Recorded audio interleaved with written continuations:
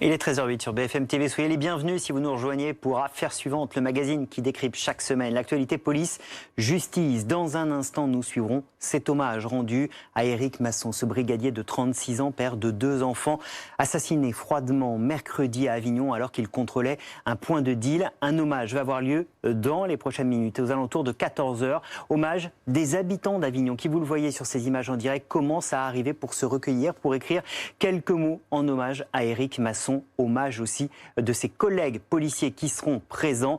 Hommage à vivre évidemment sur BFM TV en direct. Ce sera juste après le dossier de la semaine.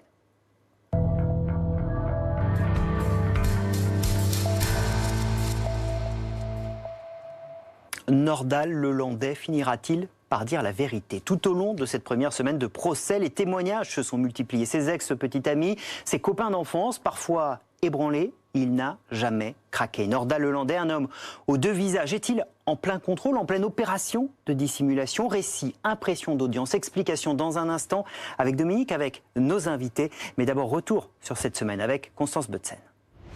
Au premier jour de son procès, Nordal Lelandais affiche une apparence soignée. Barbe taillée, chemise bleu ciel et pantalon beige, le Savoyard de 38 ans est imperturbable. Devant la cour, il relate avec calme sa version des faits. Il explique comment le soir du 11 avril 2017, il fait face au premier coup du caporal Noyer et tente alors de se défendre. Quand il tombe à terre, je ne réalise pas tout de suite. Au bout d'un petit moment, je sens qu'il n'y a plus de mouvement. Je mets mes doigts au niveau de sa carotide, il n'y a plus de pouls. Le discours est préparé, millimétré même. La défense cherche à adoucir le profil de l'ancien maître chien. Et la technique agace la famille de la victime. Il est tellement convaincu par cette version que il n'en sortira jamais. Malheureusement, il va faire souffrir la famille et notamment les grands-parents jusqu'au bout. Pourtant très vite, une autre face de l'ancien maître chien se dessine. D'abord par le portrait que dressent ses ex-compagnes, celui d'un homme violent et impulsif. Menteur, menteur, menteur. Il a été mon compagnon, mais c'est aussi mon agresseur. Il m'a harcelé 5 mois, il a cherché à me tuer. Une personnalité trouble, même pour les amis les plus proches du tueur présumé. Je n'arrive pas à associer les choses, à ce qu'une seule et même personne puisse être capable d'un tel grand écart. Vendredi, après 3h30 d'interrogatoire, Nordal Lelandais campe sur ses positions. Mercredi prochain, il sera entendu une dernière fois par la cour, avant le délibéré et l'annonce du verdict. Et pour comprendre ce qui s'est joué cette semaine, ce que l'on a appris, nos invités, Valentine Arama, bonjour, merci d'être avec nous. Vous êtes journaliste police-justice au Point, vous avez assisté à ces 5 jours d'audience, vous allez nous livrer vos impressions, le récit des audiences également. Et à vos côtés, Roland Coutenceau, bonjour, merci d'être avec nous. Vous êtes psychiatre, psychocriminologue, expert auprès de la justice. On a peut-être une première question, Valentine, pour vous, très simple. Vous êtes la seule sur ce plateau à l'avoir vu, Nordal Lelandais. Quelle impression, déjà physiquement, a-t-il dégagé? Eh bien, Nordal Lelandais, pendant toute cette semaine, il a voulu se détacher de l'image qui lui collait à la peau du monstre froid. On sent vraiment, il est arrivé, le ton très calme, la voix posée, le verbe précis. Vraiment, il a souhaité se détacher de cette image qu'on avait pu dépeindre de lui au cours de 4 ans d'instruction. Voilà, il est arrivé très soigné. Silhouette athlétique, tout le monde avait dit qu'il avait pris beaucoup de poids, pas tellement finalement, toujours très soigné, tous les jours une chemise différente, bien rentrée dans le pantalon, vraiment voilà, soigné. Bon, après cette image, elle s'est un petit peu érodée au fil des témoignages, mais en tout cas voilà, il donne du Monsieur le Président, oui Madame la Procureure Générale. Voilà, il est très calme en fait, Nordal Lelandais. C'est aussi quelque chose qui se travaille quand on sait qu'on a passé 3 ans et demi en prison et qu'il a eu du temps peut-être pour préparer ce jour-là. C'est aussi quelque chose qu'on soigne quand on est un accusé de choses aussi graves. Oui, moi j'ai écouté tous ceux qui passent après les assises au CNO pendant 10 ans, après leur procès. On voit que, on le comprendrait, c'est quand même un moment important. Donc ils sont quand même conscients de l'image qu'ils donnent. Ils sont conscients aussi de ce qu'ils peuvent dire et ne pas dire. Et on voit que... Mais c'est pas facile parce que il faut à la fois qu'on comprenne qui est l'homme indépendamment des faits.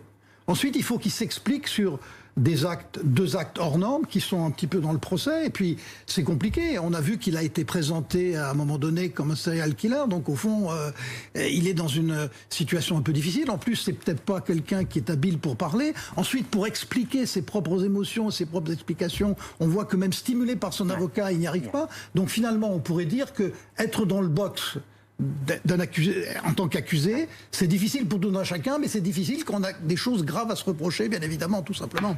Qu'est-ce qu'on peut dire de son positionnement face aux faits? On a l'impression qu'il y a des choses qu'il n'arrive pas à dire. Le président a bien résumé ce qu'il a pu faire pour l'instant dans le procès. Des coups violents qui ont entraîné la mort pour les deux protagonistes, le caporal Noyer et la petite Maëlys. 2, de les avoir mis dans le coffre, d'avoir éteint les portables et d'avoir cherché à les enterrer pour empêcher qu'on trouve un petit peu leur corps, en tout cas, après un certain temps. Donc, voilà ce qu'il peut faire. En même temps, qu'est-ce que j'ai à en dire?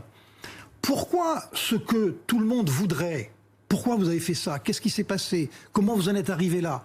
Mais on voit bien que s'il commence à donner un petit détail de comment la scène se jouait, là, on va tirer la pelote. Qu'est-ce que vous dites de votre sexualité? Pourquoi vous avez fait ça? Pourquoi vous avez caché votre crime? Et puis, quelque chose de très important qu'on voit dans ce procès, qui est très important. Moi, c'est le premier élément que je demande. Pour nous, on n'est rien. Mais il a dans la salle d'audience sa mère, ses amis. Donc, au fond, comment expliciter le détail de ce qu'on a fait devant ceux qui nous aiment encore, qui nous portent encore de l'affection? C'est quand même difficile. Et il y a même encore plus fort, Valentine, parce que les parents d'Arthur Noyer sont arrivés avec un portrait géant d'Arthur Noyer devant eux, face à Nordal-Lelandais. Tout à fait. Au premier jour du procès, ils ont apporté un très grand portrait en couleur, une photo de leur fils, qu'ils ont posé devant Nordal-Lelandais. Donc dès qu'il regarde la cour, il est obligé presque de s'adresser à Arthur Noyer. Il le voit. Ce portrait, le président de la cour aurait pu demander à ce qu'il soit retiré pour la sérénité des débats, mais il n'a rien demandé de tel. Donc voilà, ce portrait restera toute la durée de l'audience. Et d'ailleurs, les parents, quand ils sont venus témoigner à la barre pour parler de leur fils, ils ont demandé à Nordal-Lelandais de se tourner devant ce portrait, de dire la vérité pour lui, pour Arthur, qui était là juste devant ses yeux. Et il a parlé au portrait, il a parlé à Arthur. Oui, il lui a demandé pardon, il a demandé pardon aux parents. Tout à fait. Il s'est adressé à un moment directement à Arthur. Il y a eu des moments d'audience assez forts, notamment quand il y a deux amis de Nordal-Lelandais qui sont venus témoigner à la barre, qui ont raconté le Nordal d'avant, Nono le rigolo, cet ami serviable, toujours là pour rigoler, qui faisait tout le temps le pitre, etc. Et ces deux amis, à la fin, ont exhorté Nordal-Lelandais de dire la vérité. Tu leur dois la vérité, soulage-toi, soulage ton âme, le mal est fait, maintenant... sors de cette version dont tu es emmuré, dans laquelle tu es emmuré et à laquelle d'ailleurs personne ne croit, ni l'accusation, ni les parties civiles. On verra ce qu'en disent les jurés et la cour. Et ces explications ne collent pas factuellement à ce qui a été relevé pendant l'enquête. Non, il y a beaucoup d'incohérences. Les témoins, encore une fois, l'ont dit. Alors, il y a eu pléthore de témoins qui sont venus à la barre cette semaine. Et il y a des incohérences profondes dans le récit de Nordal-Lelandais qui dit qu'il a tué accidentellement Arthur Noyer. Par exemple, on sait que Arthur Noyer, ce soir-là, il a croisé plein de monde et il avait envie de rentrer à sa caserne, au 13e bataillon des chasseurs alpins. Ça, il y a plusieurs personnes qui le disent. Il n'avait aucune raison d'aller dans la commune où il a été tué par Arthur Noyer, qui est à 5-6 km de Chambéry, du centre-ville de Chambéry. Il n'y connaissait personne, il n'avait pas d'amis là-bas.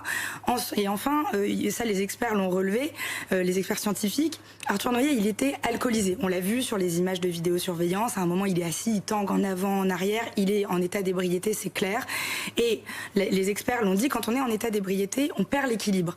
Or, Nordal-Lelandais indique que c'est d'abord Arthur Noyer qui lui a mis un coup au visage. Alors les experts disent, pour mettre un coup aussi précisément au visage, c'est compliqué quand on est en état d'ébriété. Et pire, quand on est en état d'ébriété et qu'on perd l'équilibre, on ne peut pas recevoir 10 coups au visage. Or, Nordal-Lelandais soutient qu'il a donné une dizaine de coups à Arthur Noyer et que c'est comme ça qu'il est mort. Qu'est-ce qu'on voudrait faire dire à Nordal-Lelandais alors? Je pense que la thèse de l'accusation, c'est de dire qu'en fait, Nordal-Lelandais, le jour des faits, il a été conduit par plusieurs de ses partenaires sexuels ou petites copines, copains aussi également. Et la thèse de l'accusation, c'est que le soir des faits, il prend sa voiture, il vient à Chambéry, il se mue en prédateur, il est en train de rôder, en fait il est en chasse, Nordal-Lelandais, et que finalement, est-ce que ce serait pas, il aurait pris Arthur Noyer en stop et étant conduit une nouvelle fois par Arthur Noyer, n'honorant pas une proposition d'ordre sexuel de Nordal-Lelandais. Voilà, et c'est comme ça que les choses auraient dérapé. En tout cas, c'est la thèse de l'accusation. Roland Coutenceau, évidemment, ça amène beaucoup de questions. Et vous évoquiez certains témoignages qu'il y a eu cette semaine qui disaient « mais avant, t'étais drôle, tu rigolais, t'étais serviable ». Et puis il y a eu des témoignages accablants, terribles aussi sur Nordal-Lelandais. C'est un homme à deux visages qui peut, et l'expression que vous disiez nous rappelle des tueurs, ou on pense à Michel Fourniret quand on dit partir en chasse, évidemment. On peut comme ça muter, changer, avoir deux personnalités? Alors c'est une image, vous savez, on dit toujours, tout le monde a une face cachée. Même moi, en tant qu'expert, si j'explore de façon très puissante, avec des questions, le psychisme que je représente par une sphère, il y a toujours la face cachée. Donc tous les êtres humains ont une face cachée. Elle est banale pour certains d'entre nous, mais effectivement, pour ceux qui tuent, il y a une face cachée. Au fond, regardez, il y a le nono de ses amis. Certains l'appellent Nono, on pourrait dire, donc c'est Monsieur Tout-le-Monde. Et puis, on voit que c'est un garçon fier, il y a sûrement des éléments de rigidité, il y a quand même une ex-petite amie qui dit que quand elle l'a quitté, que ça s'est pas passé comme il voulait, bon, on était au bord de la violence, donc il a une face cachée, les experts vont trouver des troubles de la personnalité. En même temps, regardez, si on compte l'expertise, ils ne nous disent pas tout. Et finalement, qu'est-ce qu'il dit? Il dit ce que le président a bien résumé. Et donc, il reste à faire une hypothèse. Moi, quand je suis à la barre, je dis voilà ce que je vois, mais maintenant, je vais faire une hypothèse. Alors, l'hypothèse qu'on peut faire, elle est simple, et vous savez pourquoi on peut la faire? Parce que, en fait, en criminologie, il y a des choses qui sont des invariantes. Il n'y a pas des crimes totalement fous, sauf dans la tête des scénaristes un peu débridés d'Hollywood. Donc, au fond, qu'est-ce qui est le plus vraisemblable? Cet homme, il a une sexualité un peu cachée. Il est hétérosexuel, ça tout le monde le sait. Il a des petites copines, donc il a une hétérosexualité normale. Et puis, il a une homosexualité, sans doute, qu'il n'assume pas totalement. Elle est là, il la reconnaît difficilement. Et puis même, il a, alors ça c'est rare sexologiquement, il a en plus une petite tonalité pédophile hétérosexuelle. Donc déjà, quand la sexualité n'est pas assumée, alors, il y a de temps en temps, ça se prête à des dérapages. Et ensuite, le scénario le plus probable, il est connu en criminologie. On a envie sexuellement de quelqu'un. L'autre se rebiffe, ou ça se passe pas, ou c'est pas aussi simple de contraindre quelqu'un. En plus, la petite fille, on voit que une fois que l'agression est faite, qu'est-ce que se dit le sujet? L'autre va le dénoncer. Donc la violence arrive, une violence qui entraîne la mort, alors est-ce qu'elle est intentionnelle ou pas, ça c'est pas à moi de le dire. Et puis ensuite, finalement, on a un être humain qui se trouve devant une situation, la première fois, notamment pour le capard de Noyer, qu'il n'avait jamais connu. Il suffit de l'imaginer, j'ai tué quelqu'un. Qu'est-ce que je fais? Je l'avoue tout de suite, je laisse le crime là. Et la plupart des êtres humains, beaucoup en tout cas, qui ont fait par égocentrisme, ils veulent cacher leur crime. Et donc, effectivement, alors il y a la première idée qui va bien, le mettre dans le coffre. Et surtout aussi, on le voit, c'est mon hypothèse pour la petite Maëlys, peut-être dire où se trouve le corps en ayant réfléchi que peut-être il y a suffisamment de putréfaction pour que l'analyse technique ne puisse pas démontrer que, et on voit là, il est défensif, qu'il y a eu des éléments de sexualité. Toujours pas jugé pour Maëlys et présumé innocent. Procès peut-être pour 2022. Et je rebondis là-dessus. Ce qui a été très important, un moment fort aussi vendredi lors de son interrogatoire sur les faits. Plus de 3h30. Hein. Près de 4 heures, oui, c'est ça. À un moment, le président dit à Nordal Lelandais, mais monsieur, vous nous dites que vous étiez paniqué, dans la panique. Pourtant, le signe de quelqu'un qui fait des pas, qui attend, qui fait un massage cardiaque, puis qui met le corps dans le coffre, qui ensuite fait des tours en voiture pour voir le meilleur endroit en fait où il va pouvoir cacher le corps, parce que ça il l'a reconnu, hein. Il voulait vraiment que le corps soit dissimulé, il ne voulait pas qu'il soit trouvé par les enquêteurs, donc on sait que le corps malheureusement a passé de longs mois, tout le printemps, tout l'été à l'extérieur, donc il était fortement décomposé, hein. On a vu des images très très dures au procès, voilà, on ne sent pas chez lui une forme de panique, c'est vrai, immédiate, évidente. Valentine, finalement. le verdict est a priori attendu aux alentours de mercredi. Est-ce que dans les 3 jours qui viennent, là, lundi, mardi, mercredi, il y a un moment où vous pensez qu'il pourrait encore passer aux aveux de dire sa vérité et la vérité? Il est tellement emmuré dans sa version, tellement figé dans son récit que ça paraît très peu probable. Surtout que là, il a eu les occasions. Il y a les témoins, les parties civiles qui l'ont exhorté à parler, qui l'ont supplié de parler. Ses amis, c'est peut-être le moment où il aurait d'ailleurs été le plus à même de parler, parce que on a vraiment senti, c'est le seul moment où il a vraiment fondu en larmes. Il arrivait presque plus à s'exprimer à ce moment-là. On a senti le mal-être profond à ce moment-là. Là, il reste 3 jours. Les plaidoiries, il aura le dernier mot comme le veut l'usage, mais c'est très peu probable qu'il change de version. Roland Coutenceau. Un tout petit détail dans l'interrogatoire. Si je lui dis, vous avez vu, son avocat l'a fait, est-ce que tu peux en dire plus?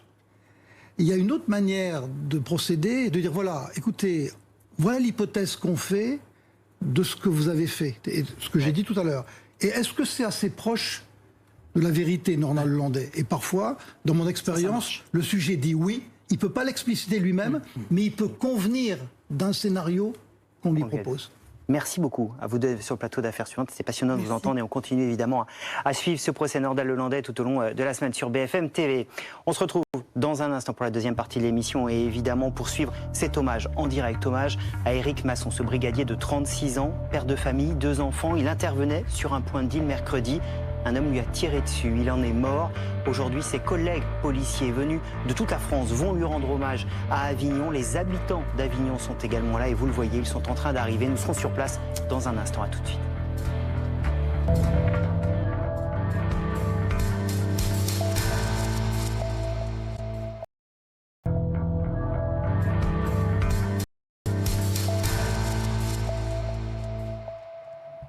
Il est bientôt 13h30 sur BFM TV. Soyez les bienvenus si vous nous rejoignez dans Affaires suivantes, le magazine qui décrypte chaque semaine l'actualité police, justice. Un visage dans tous les esprits ce dimanche, celui d'Éric Masson, ce brigadier de 36 ans, père de 2 enfants, abattu mercredi à Avignon alors qu'il faisait son travail. Il contrôlait un point de deal. Ce dimanche est une journée d'hommage. Hommage à Avignon rendu par ses collègues policiers venus pour certains de toute la France. Hommage aussi des habitants d'Avignon qui, vous le voyez, sont en train d'arriver progressivement de plus en plus nombreux pour signer un registre, pour être tout simplement présents à 14h devant cet hôtel de police pour rendre hommage à Éric Masson. Anthony Lebos sera avec nous dans un instant. Nos invités en plateau, vous nous aidez à la fois à vivre cet hommage, mais aussi à essayer de comprendre comment on en est arrivé à un tel degré de violence sur un point de deal comme il en existe près de 4000 officiellement en France. Mais d'abord, Avignon, où vous nous attendez, Anthony Lebos, avec ces gens qui sont de plus en plus nombreux à se réunir en vue de cet hommage à 14h pour Éric Masson. Oui, c'est un rassemblement solennel.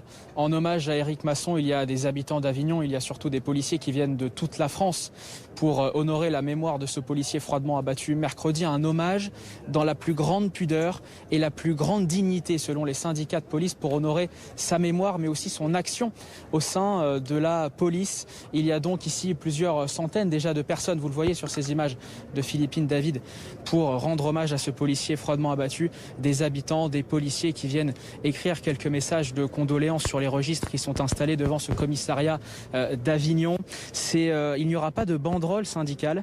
Les policiers seront en civil et de leurs propres mots, ils ne souhaitent surtout pas de récupération politique car c'est la famille police qui est meurtrie encore aujourd'hui. Certains policiers me confiaient que depuis ce drame, il faut, je cite, serrer 2 fois plus ses enfants dans ses bras avant d'aller au boulot.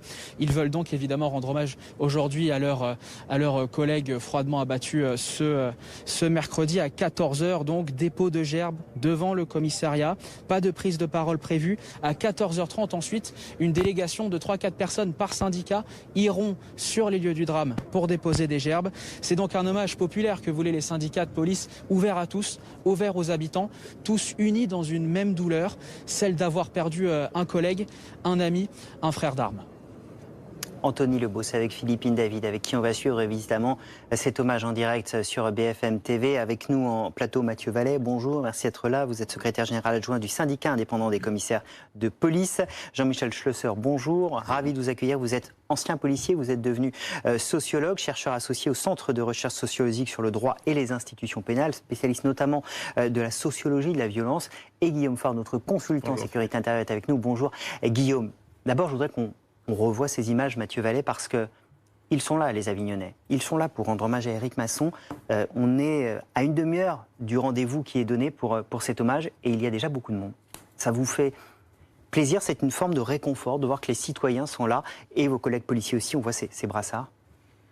Oui, vous avez raison de le dire, c'est des images fortes. Votre correspondant sur place disait qu'on voulait pas de récupération politique et là on voit bien que la police c'est d'abord des gens issus du peuple. Et effectivement, on a le peuple aujourd'hui qui est derrière sa police, on n'en a jamais douté, même si parfois il y a des discours qui visent à croire que la population n'aime pas sa police. Là c'est des belles images, c'est celle d'une nation soudée derrière ses policiers, le visage aussi que la famille a accepté de montrer notre collègue. C'est important que les citoyens françaises et français voient qui est le quotidien, qui protège les Français au quotidien. On voit ce visage, cette famille décimée. J'ai encore une pensée, vous l'avez dit, pour ces 2 petites filles, 5 et 7 ans, qui aujourd'hui ont perdu un papa et qui n'ont plus que leur maman, les frères et sœurs et la famille d'Éric et la famille de leur mère. Et puis c'est vrai que regardez, tous ces anonymes qui viennent témoigner sans lumière, sans caméra, de leur soutien indéfectible à ceux qui les protègent au quotidien. Et puis, les Françaises et les Français savent au quotidien ce qu'ils doivent aux forces de l'ordre, le sacrifice que nos collègues font sur le terrain pour protéger les plus faibles, ceux qui n'ont que la police en dernier recours pour pouvoir être sauvés, assistés, secourus 24 heures sur 24 sur l'ensemble du territoire national. On va parler de l'émission, on va parler de ces points de deal qui évidemment nous laissent sans voix, qui ont coûté la vie à Éric Masson. Jean-Michel Chausser, peut-être un commentaire aussi sur ces images, on voit des drapeaux français.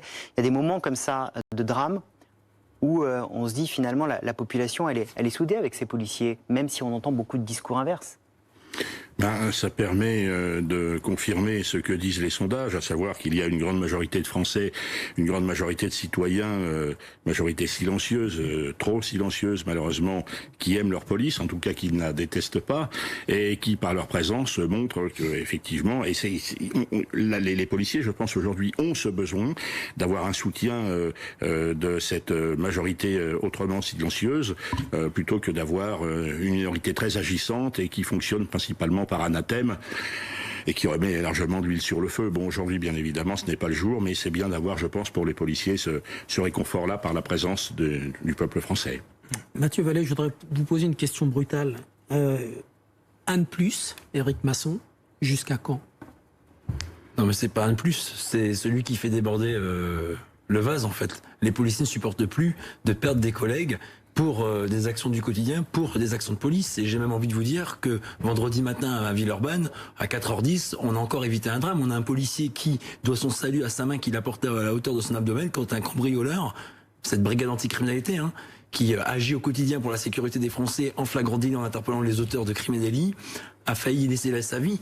Et quand on voit encore une fois le profil de l'agresseur, 13 condamnations, et vous avez raison, on attend quoi ? On attend quoi pour mettre ces gens derrière les barreaux? On attend quoi pour avoir une réponse pénale sur ces personnes qui sont un venin pour la société et qui ne comprennent pas uniquement le fait d'être en prison pour protéger la société? C'est ce que nous on dit, et vous avez raison, monsieur Rizet, les policiers ne supportent plus les paroles, on veut des actes, et aujourd'hui on veut pas de récupération politique parce que jusqu'à présent, malheureusement, cette situation elle démontre d'une certaine manière l'impuissance des politiques à protéger les Français parce qu'on est dans cette situation compliquée. Ce que l'on apprend ou ce qu'on le redécouvre...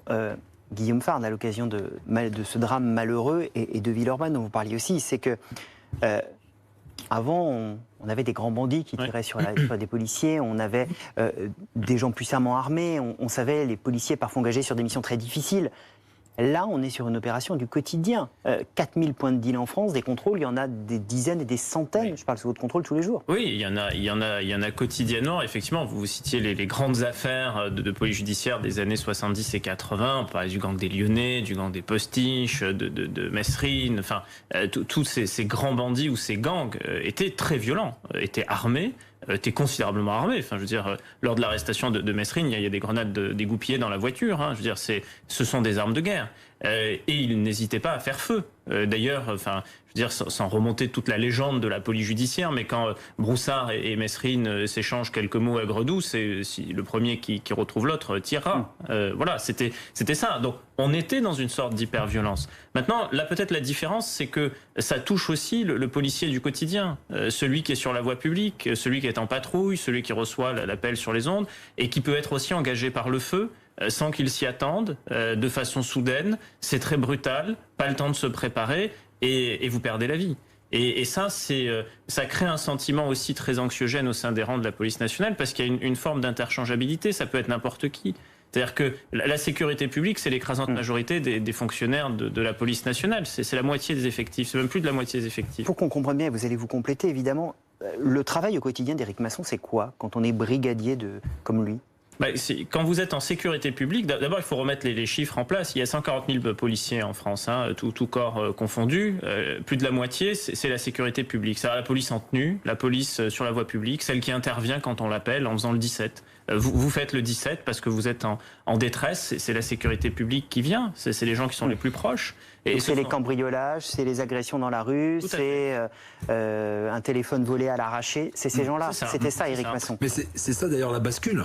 C'est que vous voyez bien que mercredi soir, c'est Éric Masson qui prend 2 balles à bout portant à un individu auprès duquel il n'a même pas le temps de parler. On parle quand même d'une transaction classique où en réalité l'individu, on sait très bien, ne fera pas les 10 ans de prison encourus pour ce genre de fait. Et là, vous voyez bien que vendredi à Villeurbanne, malheureusement c'est symptomatique symptomatique et c'est tous les jours que ça se passe. On a un policier qui risque de se prendre un coup à l'abdomen, donc de décéder, pour un cambriolage de téléphone dans un magasin de téléphonie. Et c'est ça que les gens et les Français ne supportent plus. C'est qu'on a le sentiment qu'on a une justice qui peine à laisser derrière les barreaux ces individus multirécidivistes. Un chiffre. 5% des individus commettent 50% des actes de délinquance. C'est une minorité bruyante, une minorité dangereuse et désormais une minorité qui sacrifiera n'importe qui pour aller au bout de leurs ambitions, c'est-à-dire l'ambition de commettre le crime à n'importe quel prix. On ne le supporte plus, mais surtout on ne le comprend pas. Est-ce que, Jean-Michel Chausseur, vous avez des explications? Est-ce que vous comprenez cette mécanique dans laquelle on est? Oui, il y a un paradoxe depuis une dizaine d'années à peu près, et il se trouve que pour une fois, le policier est assez d'accord avec le sociologue, il y a un paradoxe qui fait que la société est de plus en plus violente, mais dans le même temps, la tolérance à la violence a considérablement baissé. On ne supporte plus la violence, même si on vit au travers de cette violence, comme si, en quelque sorte, il n'y avait pas de résilience face à cette violence. On va simplement ajouter aussi, par rapport aux affaires qu'on a suivies ces derniers temps, que l'incertitude et l'imprévisibilité sont les facteurs numéro 1 de la police du quotidien qui intervient. Ce qu'on voit un petit peu moins pour les services spécialisés ou des directions spécialisées comme la police judiciaire. Je ne dis pas qu'il n'y a pas du tout d'imprévisibilité à ce niveau-là, mais en règle générale, elle est relativement calculée en amont. Ce qui n'est pas le cas du tout pour le policier qui est dans la rue et qui, pensant avoir affaire à un petit voyou, a quelquefois affaire à plus grave, même si aujourd'hui, il y a aussi un changement de pratique et un changement de conscience, ou je devrais dire d'inconscience d'ailleurs, vis-à-vis des armes concernant la délinquance. Mathieu Vallet, aux chercheurs aussi, Jean-Michel, qu'est-ce que deviennent les veuves et les enfants? Éric Masson, il laisse une femme, 2 petites filles qui ont 3 ans et 5 ans. Est-ce que l'État va les prendre en partie en charge dans l'avenir? Qu'est-ce qu'il va se passer pour les aider? Psychologiquement, financièrement? Alors d'abord, je veux rendre hommage à Orphéopolis. C'est l'association de la police nationale qui suit tous ces veuves, tous ces enfants orphelins. Je pense par exemple à l'exemple emblématique de Magnanville, où on a Hugo et Mathieu, les 2 enfants qui ont été laissés sans papa par l'assassinat horrible de la Russie à Bala sur Jean-Baptiste Salva et Jessica Schneider. Comment? Le petit Mathieu avec Oui, tout à fait. Voilà. Et vous avez raison aussi de souligner qu'on a une administration aujourd'hui, même s'il y a des efforts sur la prise en charge des collègues, sur le suivi, sur même la prise en charge des frais médicaux. Je pense à Jenny et Vincent, les 2 collègues brûlés vifs à Viry-Châtillon. On a encore une administration qui peine à faire ce qu'on appelle le care, le suivi de nos collègues dans la durée, dans leur famille, par rapport à ce qu'ils ont vécu. Et c'est vrai que les syndicats, les associations, Orphéopolis, encore une fois, je dis qu'il y a un rôle important, suit ses collègues dans le temps, et malheureusement, il faut le dire, le temps passe, les douleurs s'effacent pas, mais l'administration, parfois, a tendance à oublier. Est-ce que l'État verse de l'argent, un peu d'argent, régulièrement, et prend en charge les études des enfants? Parce que la maman, c'est peut-être pas quelqu'un qui travaille. Alors tout à fait, oui, l'État, effectivement, pour ces orphelins, prend en charge, effectivement, les frais jusqu'à 18 ans, verse également... C'est un peu difficile de le dire aujourd'hui parce qu'on pense à notre collègue une pension, aussi, tout à fait, une pension donc au mari ou à la conjointe. Et c'est vrai que moi je vous dis, le plus difficile, c'est que dans le temps, l'administration a tendance à s'effacer et malheureusement les douleurs elles ne s'effacent pas. Et nous on n'oublie pas. Et c'est vrai qu'au-delà des familles, des collègues, des proches, comme à Avignon, puisque vous savez c'est des petits commissariats familiaux, où à Avignon ils sont un peu plus de 700 policiers. Et ben il y a ce suivi dans le temps que l'administration peine à faire, même s'il y a des dispositifs d'indemnisation, de prise en charge des frais liés aux dépenses médicales ou aux dépenses scolaires des enfants lorsque le policier ou la policière sont décédés ont des enfants. Mais il y a encore beaucoup de choses à faire et même si aujourd'hui on a un numéro d'appel pour les victimes policières qui veulent être assistées, pour la prise en charge des frais d'avocat, ce que les collègues veulent c'est un suivi humain et un suivi dans le temps et on aura des propositions à faire à notre ministère. Alors le Beauvau de la sécurité, bien qu'il arrive tard, nous permettra d'évoquer dans le volet soutien aux policiers ces mesures fortes parce qu'aujourd'hui c'est compliqué de suivre les collègues dans le temps pour l'administration. 700 policiers, vous le disiez, à Avignon et des centaines d'Avignonnais et de collègues policiers qui sont réunis, vous le voyez sur ces images, devant l'hôtel de police d'Avignon. Ils sont venus en ce dimanche rendre hommage à Éric Masson. On le rappelle, 36 ans, on parlait de sa femme, on parlait de ses 2 enfants qui restent là aujourd'hui et tous ces anonymes qui sont venus mettre des petits mots, signer un registre, apporter des fleurs, témoigner de leur émotion face à ce drame qui s'est produit mercredi à Avignon. Un petit mot peut-être aujourd'hui, on est évidemment dans le temps du recueillement, mais Guillaume, l'homme qui a tiré sur Éric Masson, il est pour l'instant toujours en liberté. Effectivement, et en l'état de nos informations, il n'est même pas identifié. Et si on considère que le cycle de recherche, c'est identification, localisation, interpellation, en fait, il manque la première étape, qui est-il ? et qui est son complice. Et ça, c'est une information cruciale pour les enquêteurs. Le témoin clé ou la témoin clé, sa garde à vue a été levée. D'ailleurs, elle a donné une interview exclusive à BFM TV.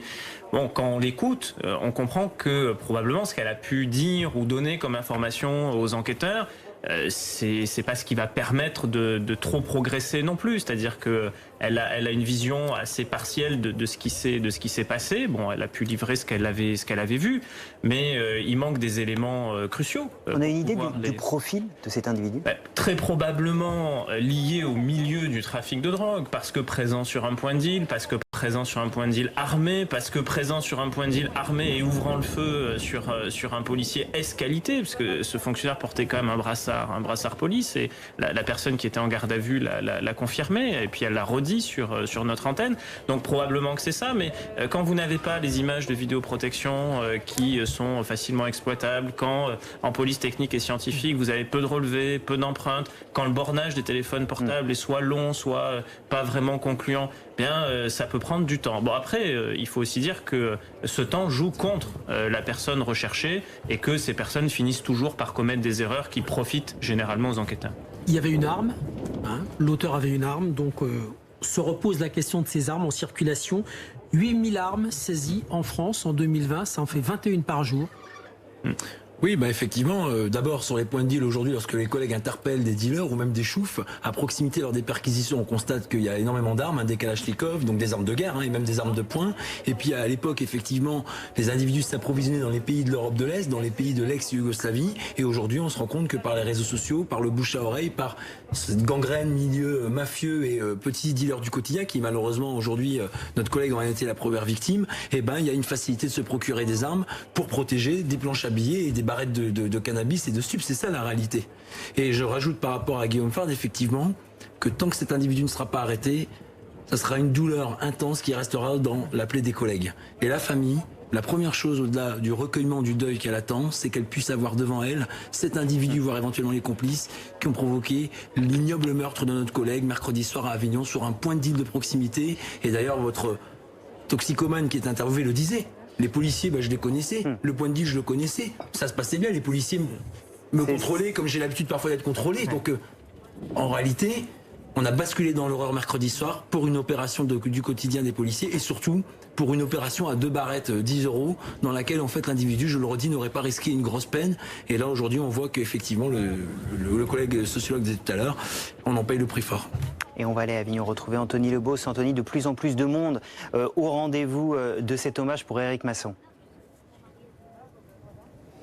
De plus en plus de monde, vous le voyez certainement sur les images qui sont diffusées à l'antenne, il y a du monde évidemment devant le commissariat de police, mais aussi à l'extérieur au niveau du tramway.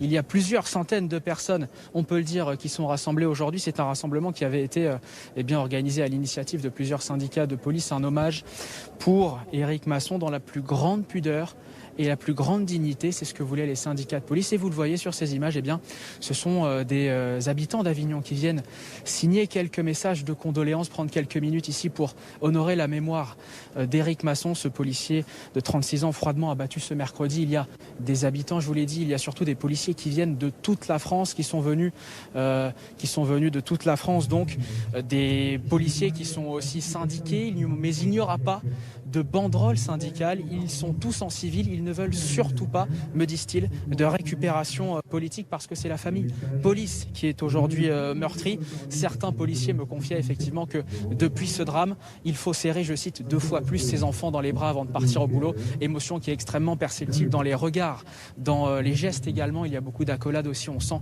les visages extrêmement émus pour rendre hommage à Éric Masson. Éric Masson qui, on le rappelle, travaillait au sein de ce commissariat et on a pu rencontrer beaucoup de ses collègues. Et donc vous le voyez sur ces images, plusieurs centaines de personnes, des policiers, des habitants qui se recueillent aujourd'hui, tous unis dans une même douleur, une douleur qui est caractérisée par la perte d'un collègue, d'un ami et d'un frère d'armes.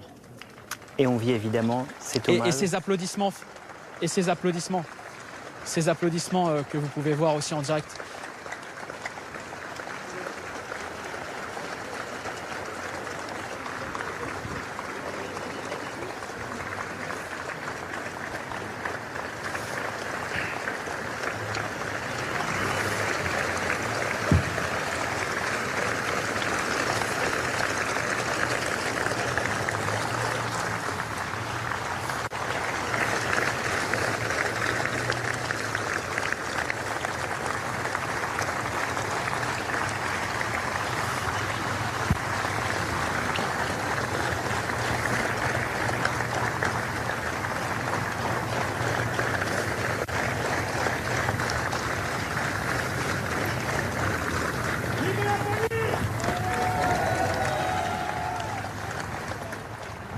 Cet hommage en course. On a un collègue qui est parti trop vite et puis on fait pas ce métier si on n'est pas passionné, si on n'a pas cet amour pour le public. Et ces gens-là que vous voyez, c'est les gens pour qui la police nationale se bat tous les jours sur le terrain. Et depuis mercredi, c'est très compliqué pour beaucoup de collègues. Aujourd'hui, le moral des policiers, il est un peu comme le drapeau tricolore pour notre collègue Eric, il est en berne. Et c'est vrai que quand on rentre dans la police, moi je préside avec beaucoup de collègues des jurys de concours de gardien de la paix, d'agents de sécurité, c'est des gens et des femmes et des hommes qui vous disent pourquoi vous voulez rentrer, mais pour interpeller des voyous, justement parce que les plus faibles n'ont pas la capacité de se protéger. Et on repense à ces images lors des attentats où on a perdu aussi beaucoup de nos collègues, Clarissa Jean-Philippe, Ahmed Merabé, Franck Groin-Soralo, Xavier Jugelet, tous ces policiers, Jean-Baptiste Lavanne, Jessica Schneider, et la liste est encore longue. Et c'est vrai qu'aujourd'hui l'émotion elle est très forte. Et ce soutien populaire, ce soutien du peuple, même si comme le disait le sociologue, il est parfois invisible lorsqu'il se manifeste, et on invite, et notamment le 19 mai, on y reviendra, à être derrière nous. C'est pas pour les syndicats, c'est pas pour les politiques, c'est pour la nation qui a besoin de cette police pour être soudée et pour être unie. Jean-Michel Chausser, je voyais aussi votre émotion avec ces applaudissements qu'on a entendus en direct. Vous avez, vous, cette casquette d'ancien policier, vous êtes sociologue aujourd'hui, vous avez du regard. C'est vrai que ces applaudissements pour Éric Masson, ils nous donnent tous la chair de poule. Oh, je vous dirais ce que dit généralement Olivier Marchal quand on lui pose la question. Quand on a été flic une fois, on l'est toute sa vie. Alors, se débarrasser de l'uniforme, c'est une chose, mais de la culture, sûrement pas. Donc, évidemment, ça... voilà. Ça émeut. Guillaume, et vous deux aussi, on parle de frères d'armes. Le ministre a parlé de guerre. Est-ce qu'on en est là ? Les déclarations de guerre au trafic de drogue, c'est pas nouveau. Vous savez comme moi que Michel Poniatowski, dans les années 70, au moment de la French Connection, il avait fait les mêmes déclarations très martiales. C'est la guerre et nous allons livrer une guerre sans merci. Est-ce que c'est vraiment ça ? Est-ce que c'est la guerre ? La guerre, que veut dire la guerre ? Parce que maintenant, on est en guerre pour tout. François Hollande, quand il est devant le Congrès à Versailles après les attentats, dit la France est en guerre. C'est la première de ces déclarations. Guerre sanitaire, guerre contre la drogue. Si c'est de dire qu'il y a un volontarisme pour aller déranger les trafiquants, pour mener des actions qui sont des actions coup de poing ou des actions de grande envergure, oui, il y a le plan Stup de 2019. Alors on peut dire c'est le énième plan Stup.